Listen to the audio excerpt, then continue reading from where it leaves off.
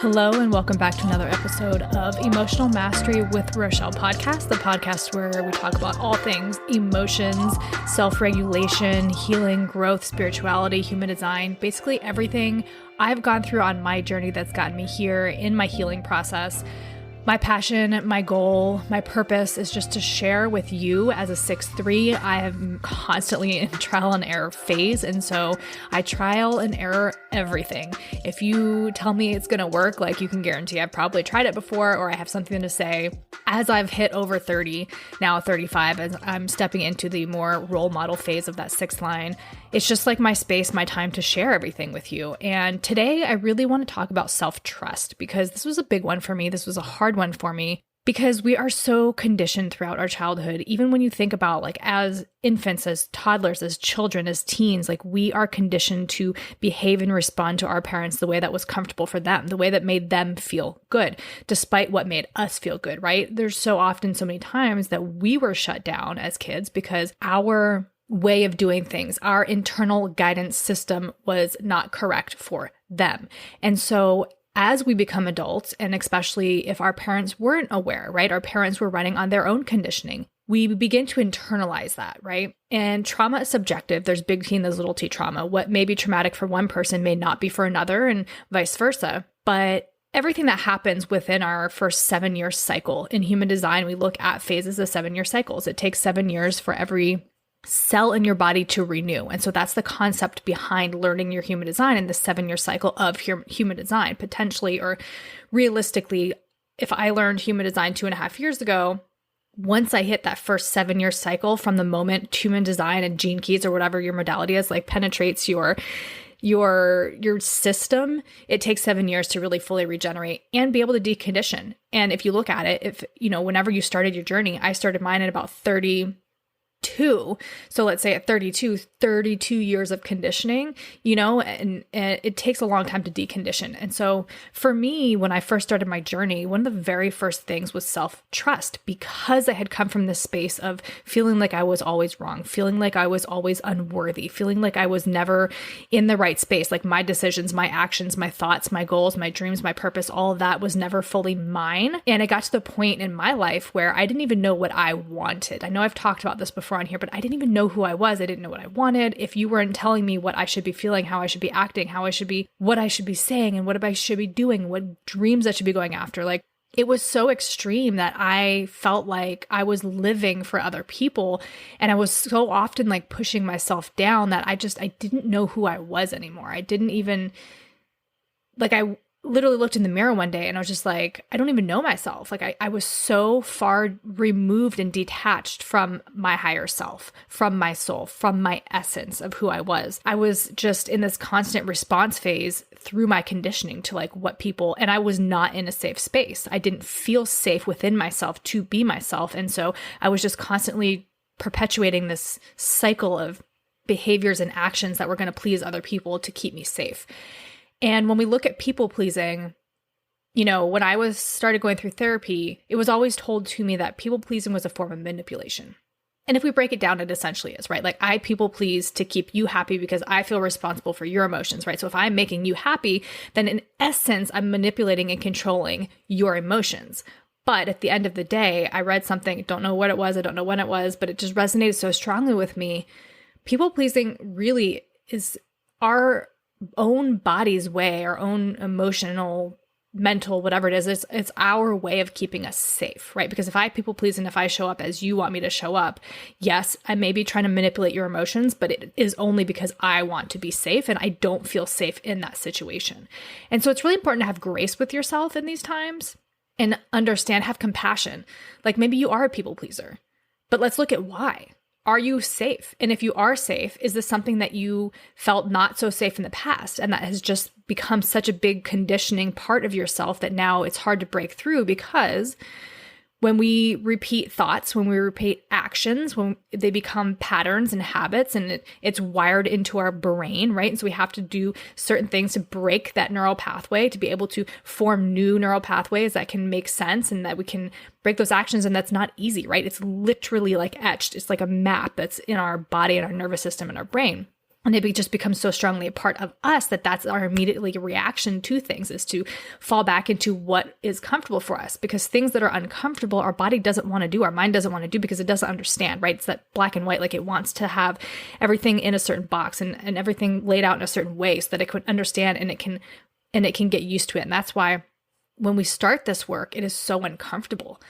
I know when I really started this unblocking and manifestation, there were parts of it, and I'm with complete transparency. Right now, I'm going through unblocked love, right? I'm going through this relationship unblocking, and I literally have had to step away from it for a week because it was so triggering to me, and among other things, but it put me in this spiral of emotions. And I was thinking about it, and I was meditating on it of like, why now? Like, why am I feeling this now? And I realized it was because I was starting this, and there was so much that was coming up that my body didn't feel safe exploring that, right? Because that wasn't what was comfortable. That was me facing a side of myself that I didn't want to see. It was facing truths that I don't want to see because of XYZ. And so that's kind of why I wanted to come here and talk about self-trust, because self-trust is so important on this journey and in general, because we are being called, especially now, like we are being called to step into who we are, right? We're being called to connect with our higher self. We're being called to bring forth our authenticity, which is really hard to do. And we can go into human design, but especially I have an undefined G center. I talked about it on the episode with Eden Carpenter, that undefined G center. It's very powerful and it can get really confusing if you don't have awareness of it. Like I was always in high school and stuff, I would taste and sample different people's aura and energy, and it would appear that I was just like following or like doing what they wanted to do. But really, I wanted to understand why they liked it so much, right? And if it resonated with me, then yeah, sure, I would adopt it on as my own. But it's coming back to that self-trust. And at that point in time in my life, I didn't have the tools to come back to myself. And so it was an element of trauma bonding. It was an element of enmeshment. It was all of these things combined. But the intent there wasn't what was happening on an energetic level, was in my openness of that G center, in the openness of my identity. I was trying to find myself. And without the tools to have that self-trust, without that tools to come back to myself, that is what was happening, right? I was becoming enmeshed in these situations, in these relationships, and I was taking that on as my own because their confidence, and I guarantee you if I look back, the people that I was gravitating towards, because I notice it even now in my life, in awareness and consciousness too, like I notice the people I gravitate towards have that defined G center, because it is always so fascinating and amazing to me to be in this energy space of somebody who has so much confidence and just doesn't question themselves in the same way that somebody with an undefined G center does question themselves. And so I found myself in these situations so often. And then when I started coming to this work, self-trust gets thrown around a lot, intuition gets thrown around a lot. And at the end of the day, I probably spent like a year reading everything I could about personal development, everything I could about self-development, everything I could about like becoming the best version of myself, or just like how to get there. And I just felt like I was so frustrated at the end of each book because the answer was just like, the answer is in you, right? And I was just like, no, just tell me, how do I get there, right? I didn't want to find the answer myself. I wanted to be told. And that comes back to this conditioning I had. I didn't trust myself enough to believe that what I felt was true. And so I was like getting frustrated. And then I found human design. What a beautiful system human design is. Human design and astrology. And it just like opened my world, right? And I was slowly able to come back to myself through this inner authority, right? Through this understanding of the emotional inner authority that I have within myself. Like understanding that was probably one of the biggest game-changing things for me. Doesn't mean that it's always easy. Like I still have impulse buys. Like sometimes I don't run things through my wave, but I have that awareness. I have that consciousness. I have that knowledge now that when I'm making a decision, it is best for me not to answer right now. And if I do answer right now, my mind might change, right? Like I need time and I need space to understand and come back to myself. But just having that understanding and knowing that is so powerful in trusting myself, in coming back to myself. Like even the other night, I was having a conversation with somebody, and because I was in a low of my wave to begin with, I asked them a question, the question that they answered. I picked out every piece of information out of that response that resonated with the low of my wave. And so the next day when I explained how hurt I was by their response, they were like, I didn't even realize that that's the way that I answered, because I was just picking out what was resonating with my low, right? Like I had already had set in my head the response that I assumed I was going to get. And we know law of attraction. what you put out there is what you get back, right? What you focus on is what you get back. And so I essentially got the answer. I heard the answer that I was expecting, although that may not have been the intent or the full, because it wasn't. When I thought about it the next day, I couldn't even think of everything else that was said because I was just so focused. I picked out these key words that in that response, and I clung to those, and I was like, oh my gosh, well, this is what it means. And this is so hurtful. And this is so painful to me. And so it comes back also, if you've ever read the 4 Agreements, I have a notification on my phone, a reminder on my phone every single day. Be impeccable with your words, take nothing personally, assume nothing, and do the best that you can. And so I always come back to these things too. And in thinking about that specific conversation that I was so hurt by, I was assuming, I was taking it personally. I was doing my best, but those 2 things are huge. Take nothing personally and assume nothing, because when you assume, we all know the saying, but when you assume something, you are creating friction. You are creating a crisis that may not even be there because you don't know what the intent was behind the words.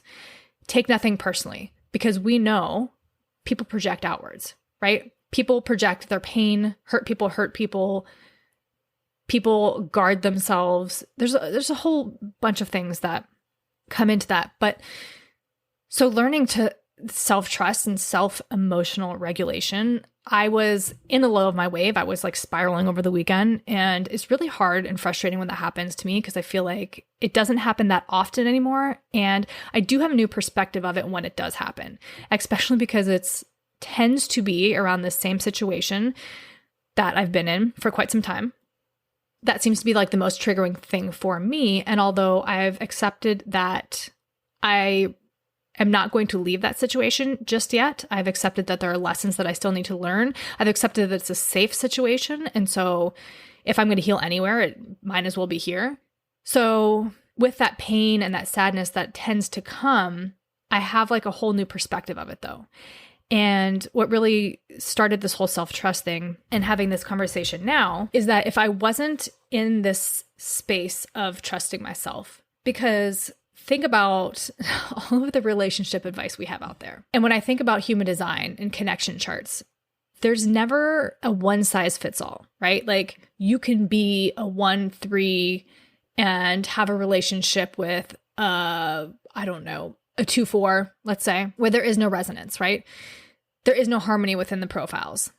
Or let's say you're a 2-4 in a relationship with a 6-3. There is no harmony in that. There is no resonance in that. But is that to doom your relationship? Absolutely not, right? So it's all of these, my only caveat with this conversation or with what I'm going to say is that if it is abusive in any way, that is a completely different situation because that is unsafe, that is unhealthy. But as long as it's in a safe space, I think there is no one size fits all.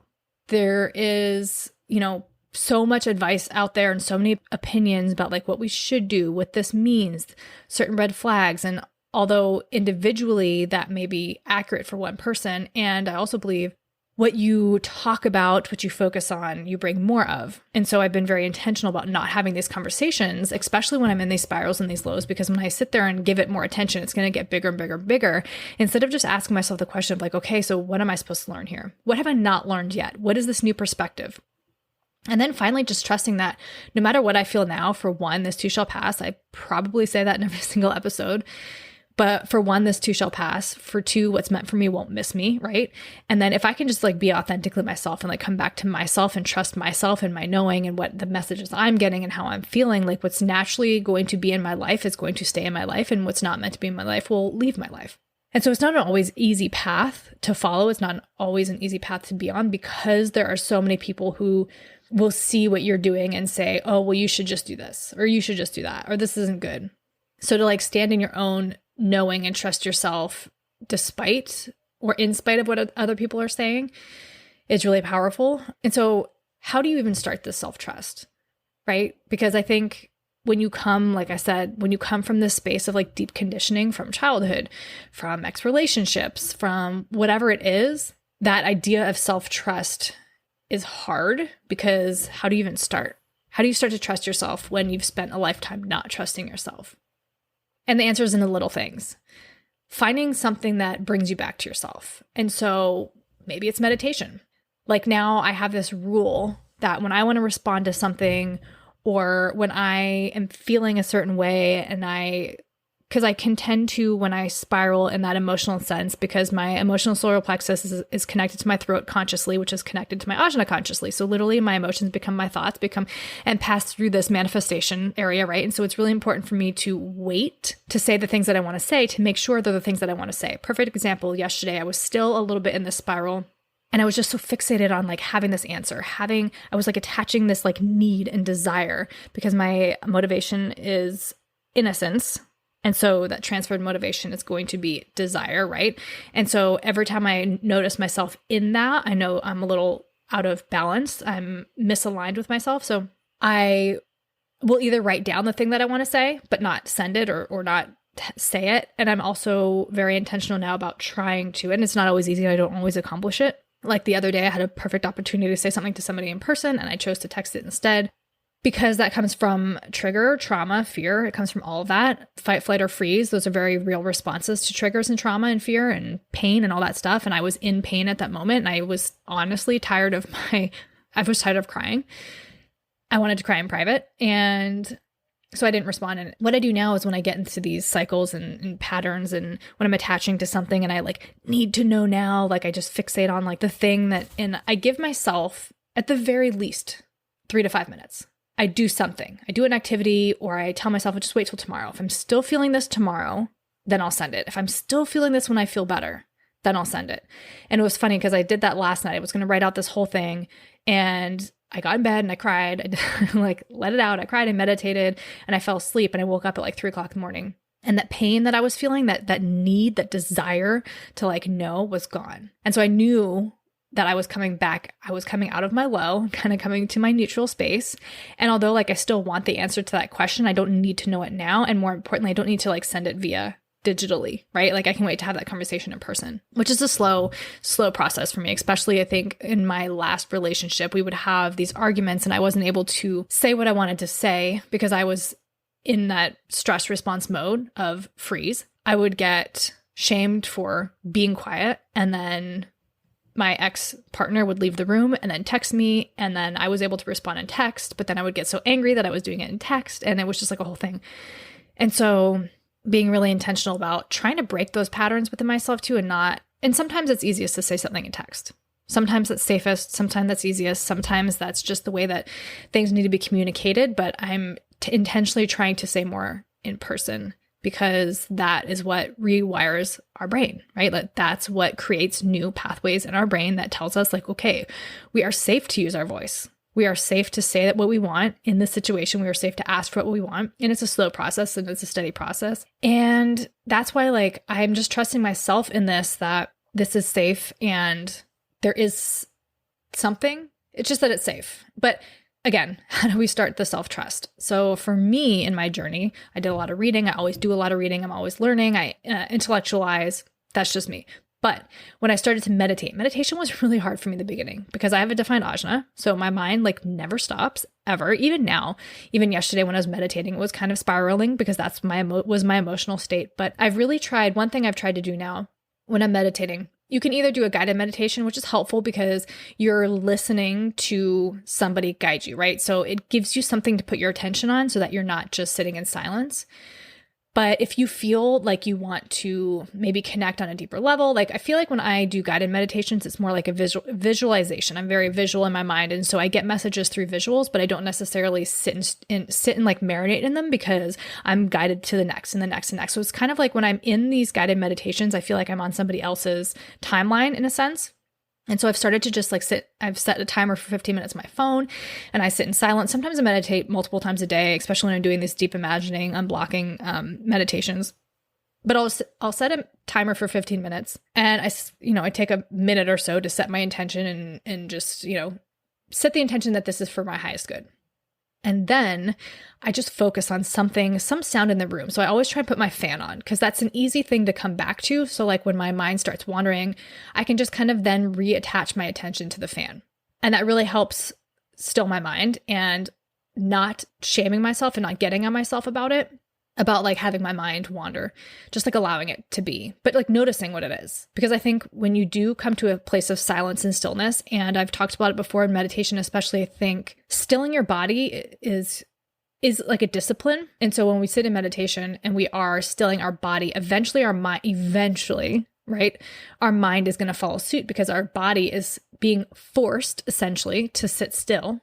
And so then your mind, your ego gets all crazy, right? Because it's like, when I first started meditating, I would always get like, I would notice when my feet started to go numb, like I would fixate on wanting to wiggle my toes. And so I was like fighting this battle within myself of just like sitting still. So meditation just really helps, I think, in self-trust and setting the intention and coming back to yourself. And I know like when I go through something and I spiral and I get confused or I need to come back to myself, sometimes meditation is the last thing that I want to do, right? Because it's like, I don't want to sit with my thoughts for 15, 20, 30 minutes, whatever it is. But it's also sometimes the thing that I need to do, like just sitting still in my body and not having the distractions of my phone, not having the distractions of reading a book, not having the distractions of my kids, not having any distractions around me, but except for me and my thoughts, like just sitting there in that space is so helpful. And it does flex that like self-trust muscle, right? Because it's like, I trust myself enough to sit with myself and see what comes up. And additionally, on top of that, journaling. I always talk about it, always talk about it. Journaling is so helpful. Journal. It's the same thing with meditation. I think like sometimes you love it or you hate it. And of course, like even with meditation, you don't have to sit still in meditation.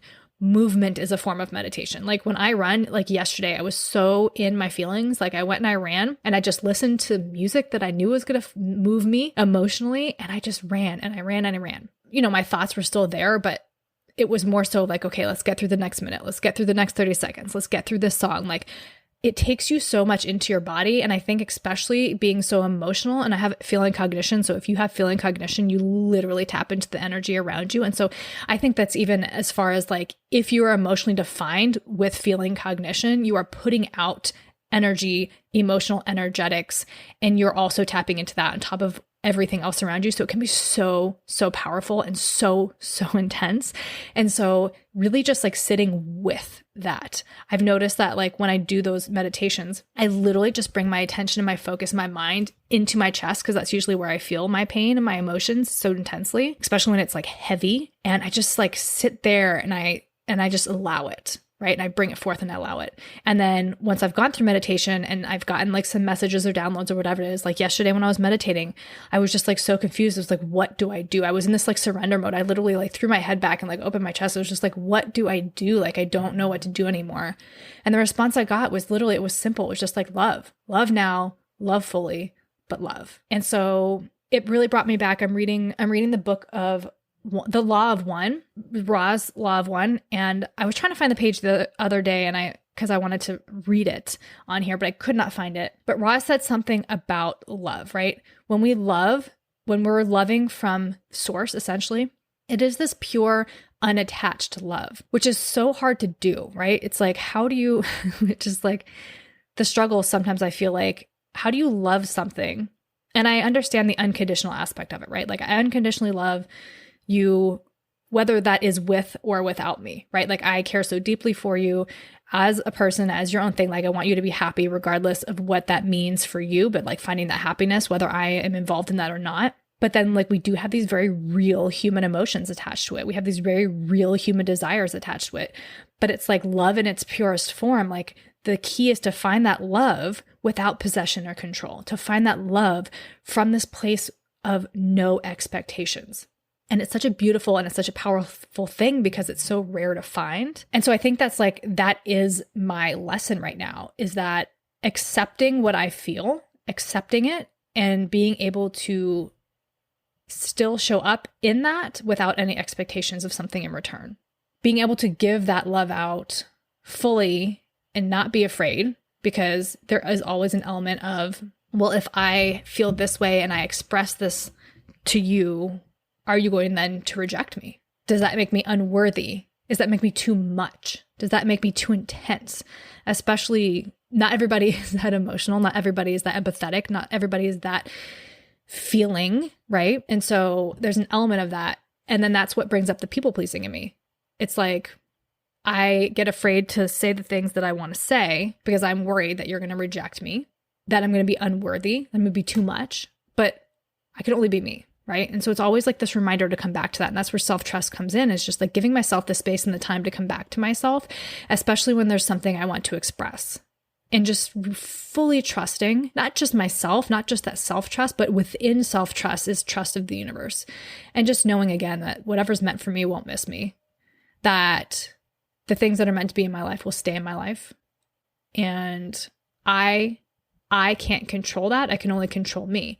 And if I'm not showing up fully as myself, if I'm not expressing the way I feel fully, then the things that exit my life, granted, I do believe that everything happens for a reason. We're all the place, in the place that we need to be. But especially when you feel so intensely for something or for someone, if you're not fully showing up as yourself and that situation leaves your life, like, yes, probably it was meant to have left your life because it wasn't going to stick around to find out. But also, I don't want that element of, well, what if I had said how I really felt instead of maybe this person thought I was closed or maybe this person thought I didn't care, right?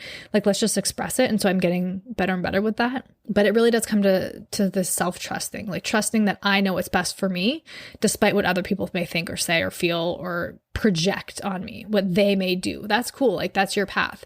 And I'm never going to tell you what you should do. I'll always, like, if somebody comes to me for advice, I'm always just like, well, what do you feel is best? Even with my kids, like my son, he's always like, oh, and I know he does it because he just wants somebody to help him, but he's like, oh, is this the right foot, for his shoe? And I'm like, well, does it feel like the right foot? And he'll be like, no. Right. So even with my kids and little things, like if they ask me for my advice on something, well, what do you want to do? Like my daughter will always ask me, Mom, should I do this or that? I'm like, what do you feel like? Like what feels best for you?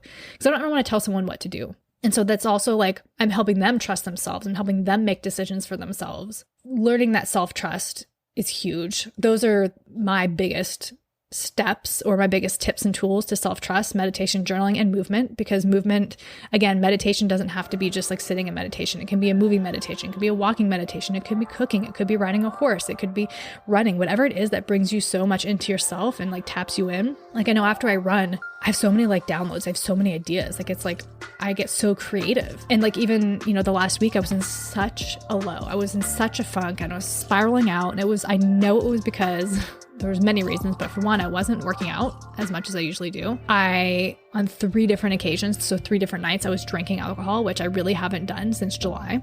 And so that was an element of it. And so within those things, I wasn't meditating, I wasn't moving, and I was drinking. So within those things, it was just like taking me so far outside of myself, like that misalignment. And then so Sunday was the worst of it. Like I was so spiraling, like I felt like I was just out of control of my emotions and myself and my thoughts. And it was just like so intense and so deep and so low that I just kept telling myself like, this too shall pass. And like, I know why this is happening. This is why I stopped drinking. And so like having that clarity, and now that I'm, getting back into myself and working out and meditating and going back to just like tea or whatever, like I feel so much more aligned with myself. And that's really the trick, right? It's just trusting yourself that because a lot of times, like when you feel bad, and this is especially where that alcohol cycle gets in, like you feel bad, so you drink, then you feel bad, so you drink, then you feel, right? It just like keeps going. And that's what I started to do last week. And I noticed my emotions getting to that space that they have not been in for months. And so then it was just like coming back to myself. It's really just about self-trust. It really is. So much of this is coming back to yourself. And that's the hard thing. And that's the scary thing. And it's a powerful thing. And it's an empowering thing, right? To be able to come back to yourself in spite of what other people say or think or feel or anything like that. Just like trusting that you know what's best for you. So I leave you with that. All of my information is down in the show notes. Please, I would love, email me, DM me, get me on Instagram, rate, review, subscribe, share, whatever it is that you feel called to do. I thank you so much. And until next time.